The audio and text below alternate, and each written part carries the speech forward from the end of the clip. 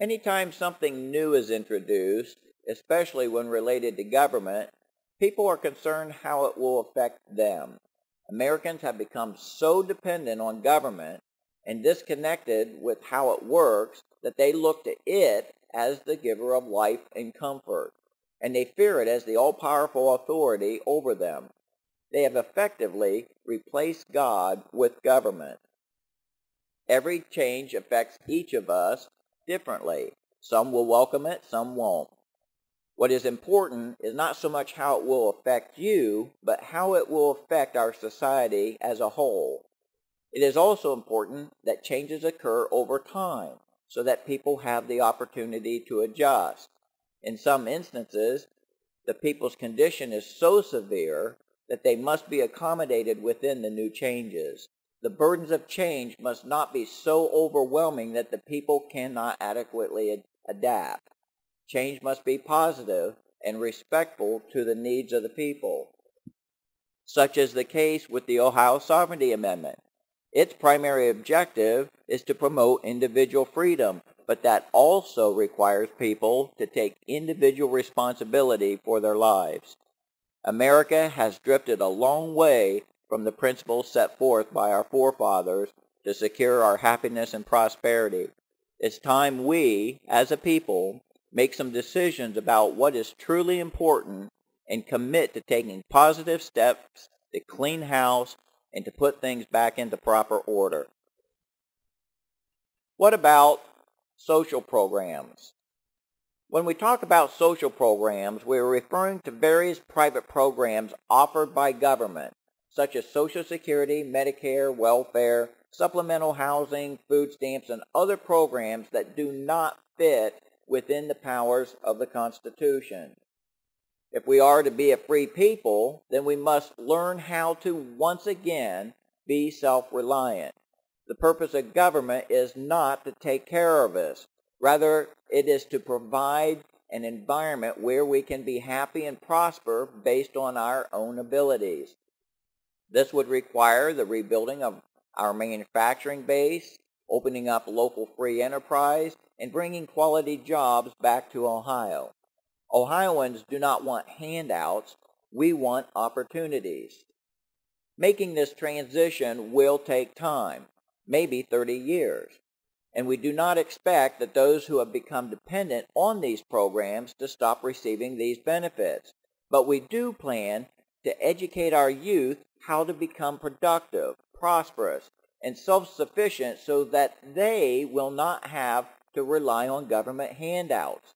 This means teaching them to be responsible for themselves, to their families, and to their communities. What about war and police powers? The United States has not been at peace since March 9, 1933. Instead, it has been in a perpetual state of war and national emergency. It is time to declare peace and return our soldiers to our own soil where they can be used to protect our own borders.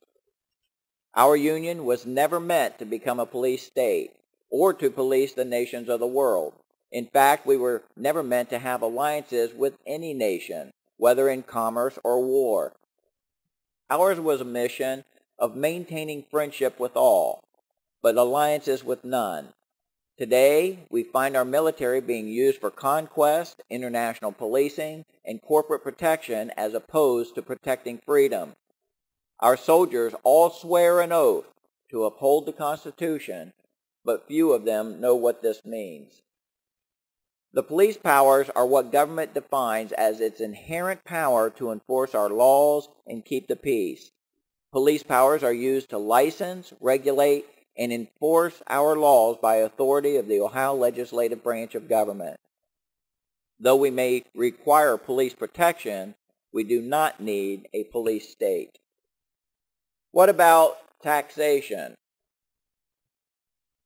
Certainly, we can all agree that government requires money to operate. The question is, how much money? Government is just like your kids. They will spend everything you give them and always come back for more.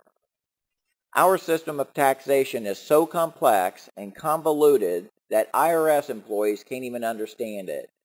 There is large opinion that the federal income tax system may be based on fraud. Nevertheless, we find ourselves subject to whatever government demands of us in the way of fees, taxes, and other costs.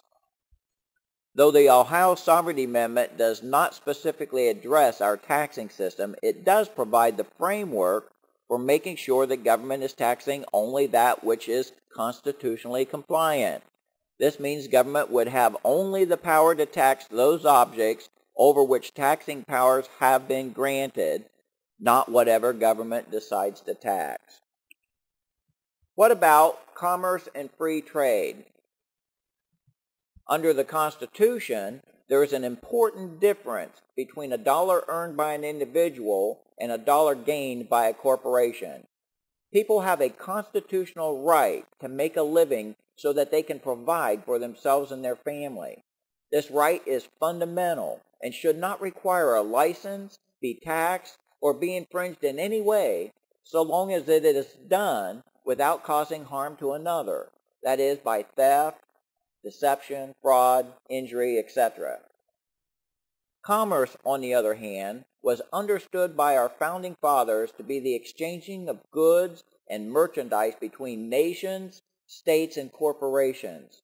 Commerce is primarily conducted for the purpose of profit and gains, a whole different thing than the exchanging of one's personal services for hire.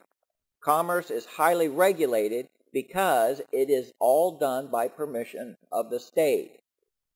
If Ohioans are to restore their happiness and prosperity, the regulations over commerce and trade must be conducted in such manner so as to bring back our industry and jobs.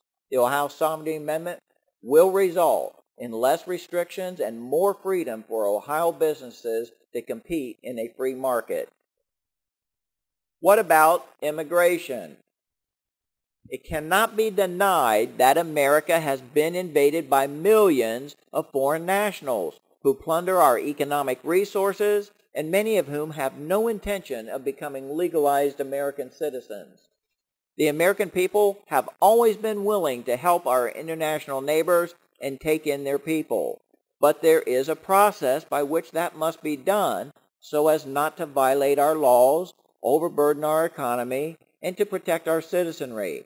Governmental compliance requires that positive action be implemented by government to ensure that citizens are protected from such incursions.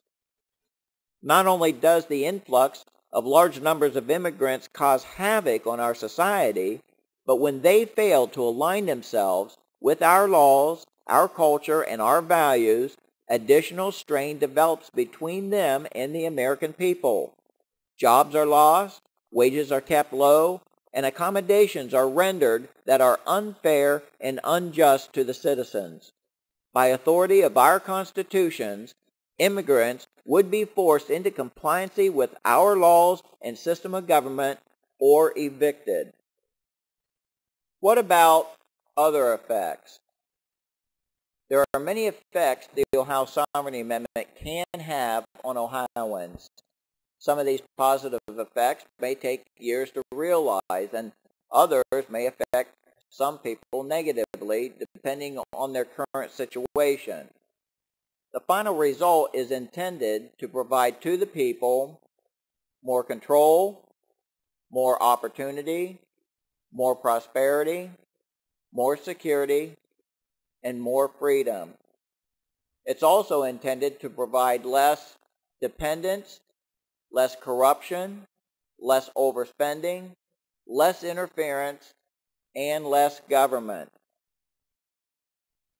What about possible negative effects of the Ohio Sovereignty Amendment?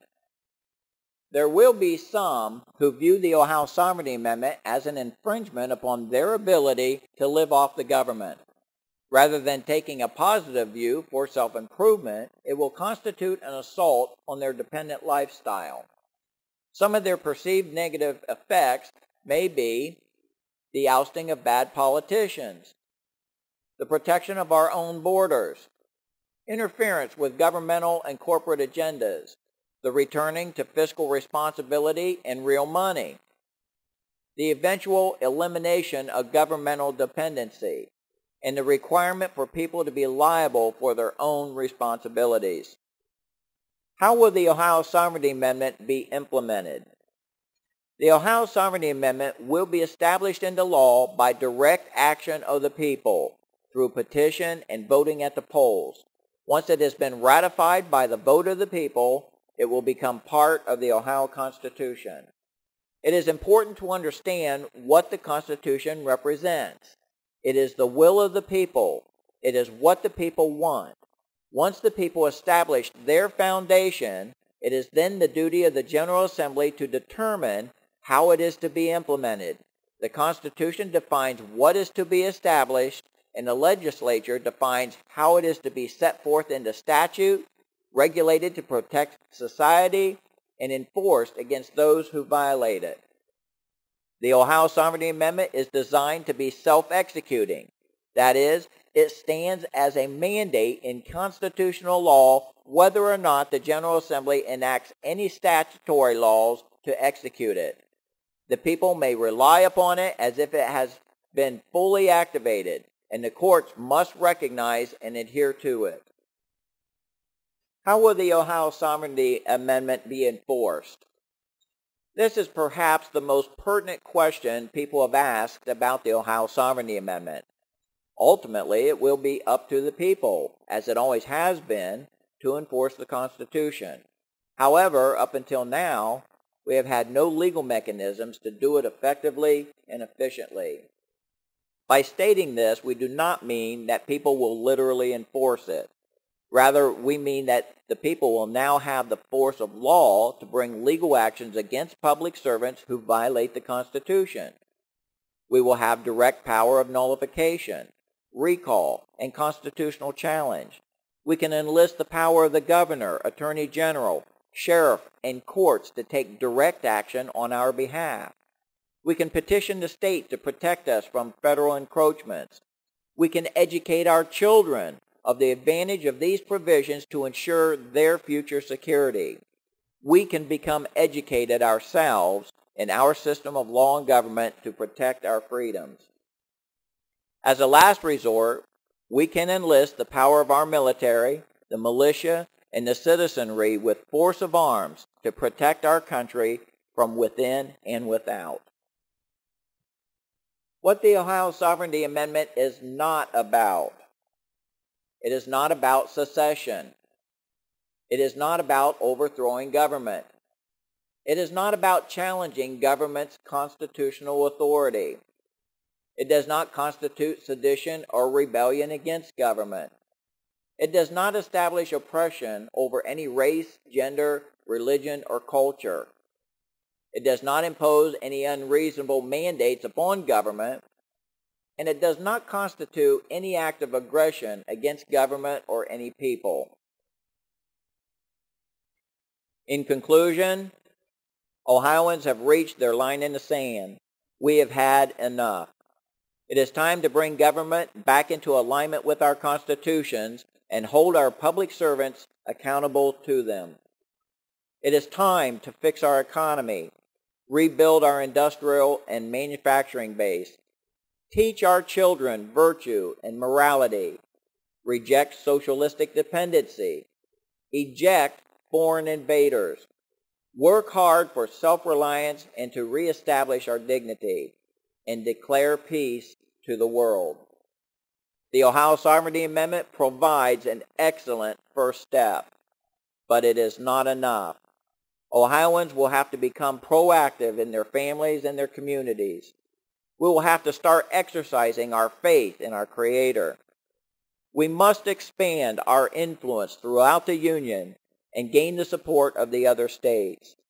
We must build solidarity for the cause of freedom once again. Though the road seems long and rough, the destination will be well worth the journey. We at PCCOH invite you to join us in this fight for freedom, and relying upon the guidance of divine providence for the success of this great cause, we pledge our lives, our fortunes, and our sacred honor. Amen.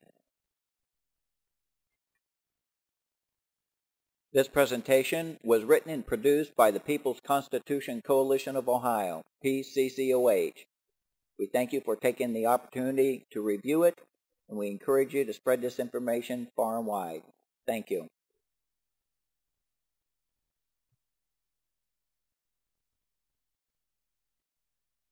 To learn more about PCCOH and how you can help with the Ohio Sovereignty Amendment, please visit our website at www.pccoh.com.